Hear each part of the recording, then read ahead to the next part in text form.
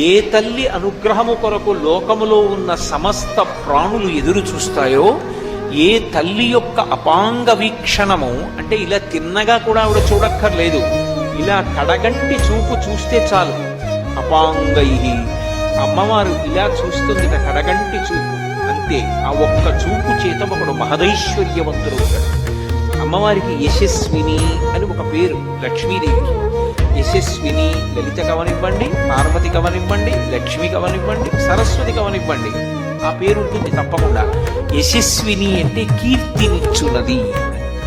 కీర్తి మనిషి జీవితంలో సంపాదించి తీరవలసినటువంటి విషయం. అందుకే భూపసభాంతరాళవన పుష్కళమత్యతురత్వమాజి బాహాపటు శక్తియున్ యశమునందనురక్తియు ప్రకృతి సిద్ధగుణంపులు సజ్జనాళికి అంటాడు భర్తృహరి.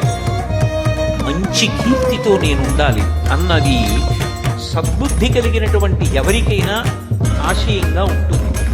అటువంటి కీర్తినివ్వగలిగినది ఎవరు అంటే అమ్మవారు.